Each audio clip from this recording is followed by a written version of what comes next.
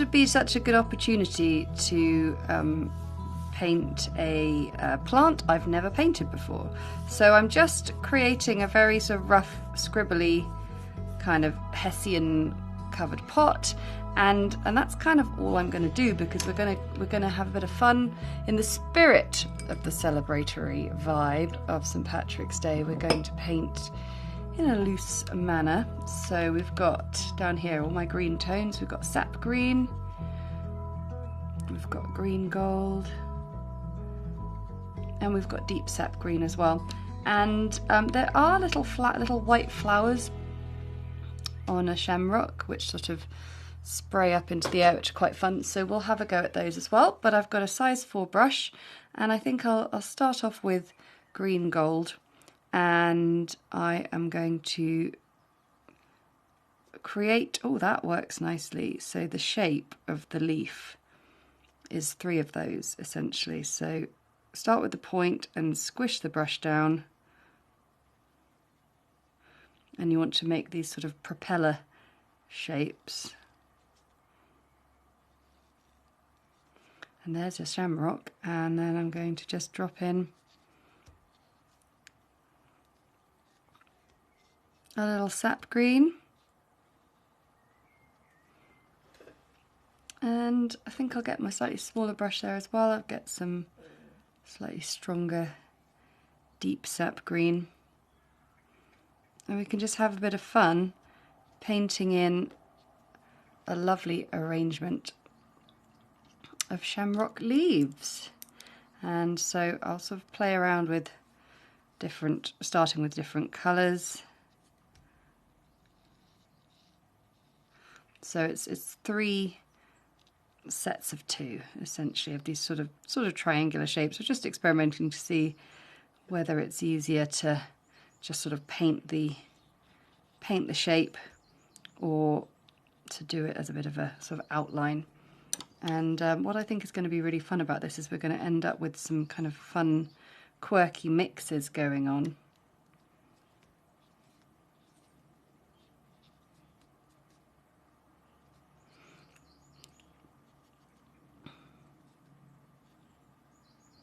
Now I have some Welsh heritage and some Scottish, but I have no personal connection to Ireland. That's probably why I've never painted the shamrock before, but this is really fantastic. And you know that St. Patrick's Day is always a lot of fun.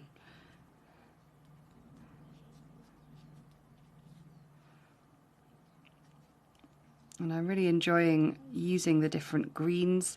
There are so many different greens in nature, and so many different greens in terms of ones you can mix from this palette. Green is probably the most mixable colour from a sort of a range of tones. So do play around with the difference of shades and things that you've got whilst putting together your shamrock arrangement.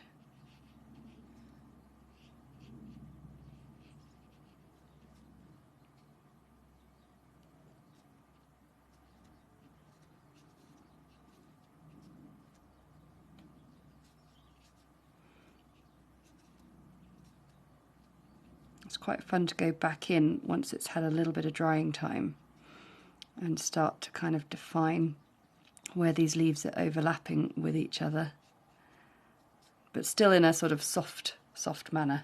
So I'm really enjoying just sort of playing around with different sizes, different colours, also sort of almost like different concentrations of green as well. And yeah, we're getting to the point where we're going to have a nice full set of shamrocks. And there are some of these smaller ones I'm just sort of doing as single strokes.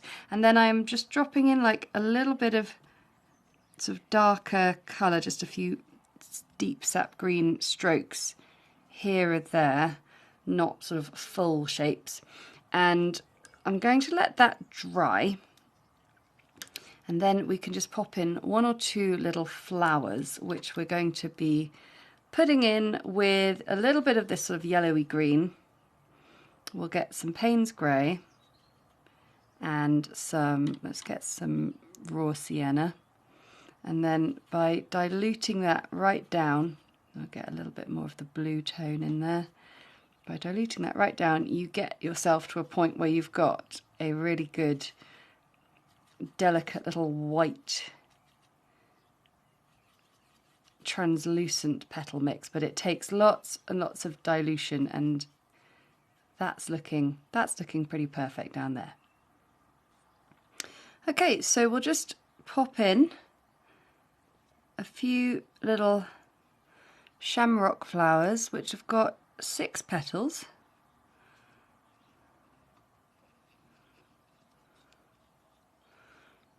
And they sort of come in different sizes, but they're a simple little sort of soft petaled flower.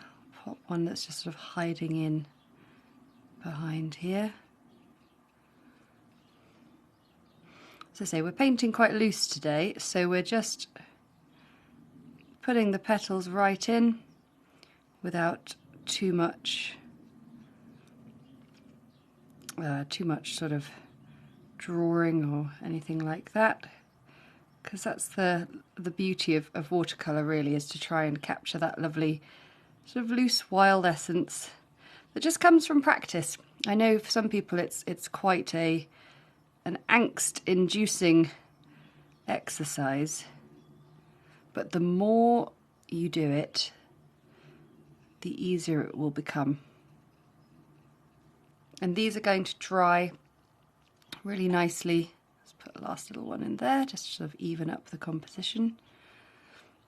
And we'll sort of attach everything with a nice little stem. But for now, I'm going to create a nice little loose watercolour Hessian covering. So we want some nice earthy tones. Put the palette back in. There we are. So got raw sienna and raw umber.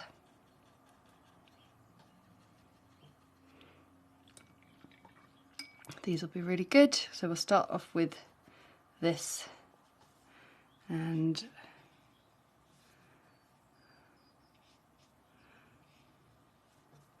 I'm going to try and sort of, even with this loose style, give the feeling of a sort of gathered bag. So that little loop there, and we'll do a little loop here and just have it sort of coming up like that. I'm just doing all this with a size 4 brush.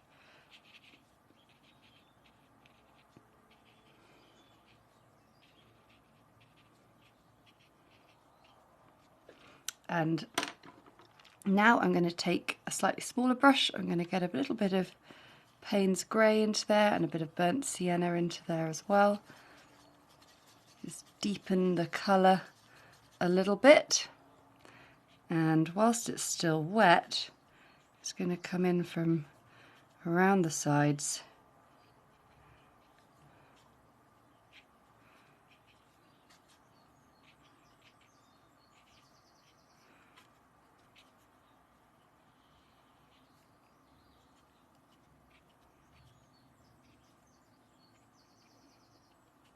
And create that just extra little bit of texture on the piece.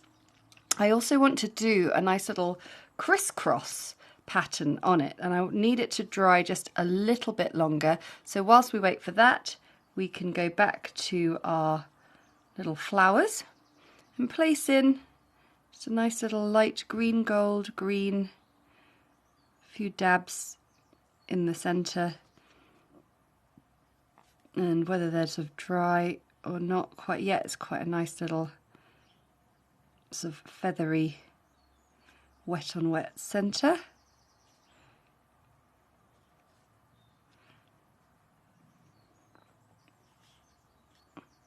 And now I can start sort of joining things up a little bit. I'm not going to worry too much.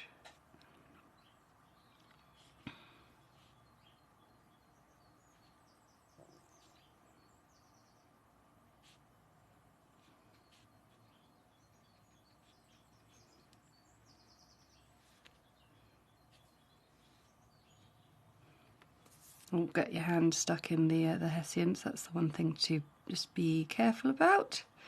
A few just extra little sort of buds coming off those branches. So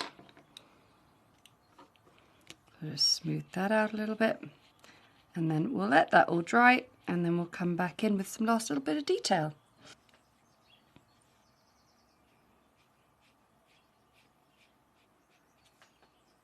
So I'm kind of glazing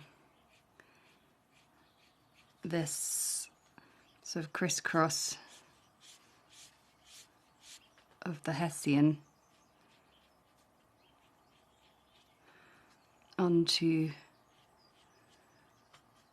the fabric, and I've got a bit of a curve to my crisscross.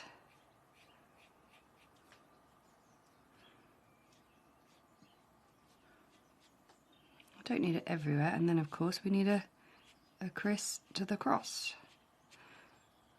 There we go.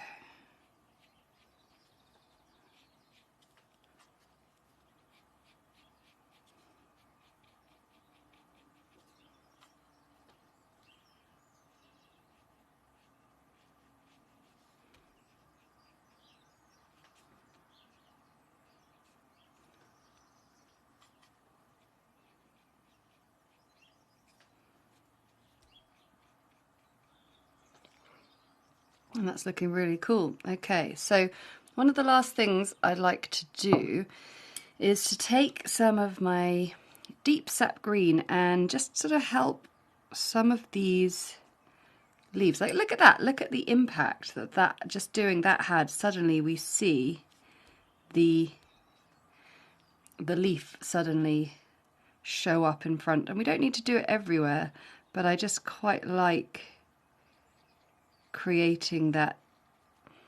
It's almost like negative space, but painted negative space. And you can do it sort of for ones that are coming over the top of others as well. But yeah, it doesn't need to be too much. And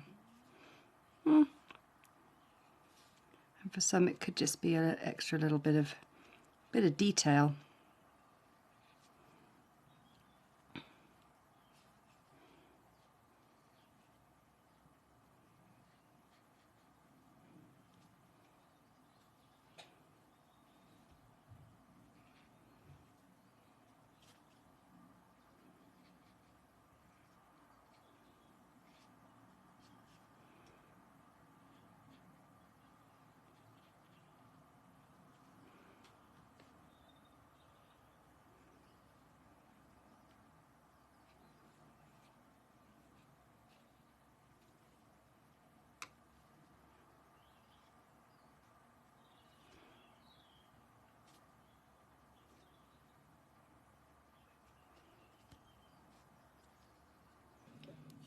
Going to add a bit more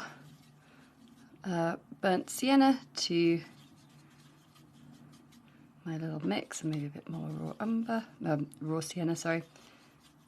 And we're just going to do a little twisty little rope with just some little S's along that line.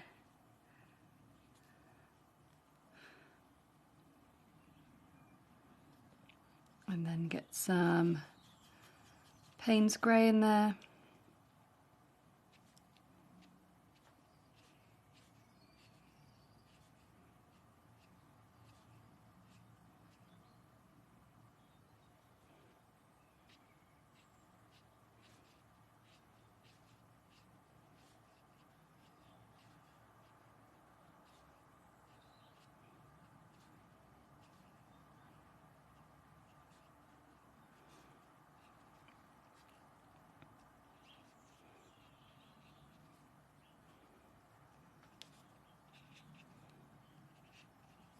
Just use it as a little bit of shadow, actually. It's quite useful. And then finally, I'm going to get a bit of Payne's grey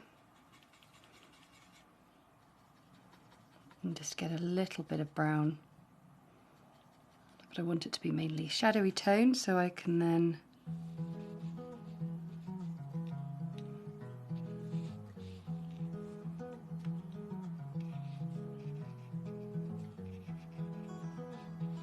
come up the side and just get in here a little bit.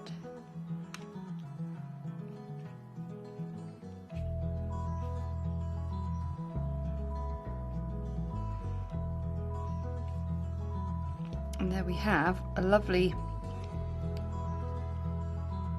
little shamrock arrangement for St. Patrick's Day. And I'm going to let that dry and then rub out the pencil and we'll have our finished piece.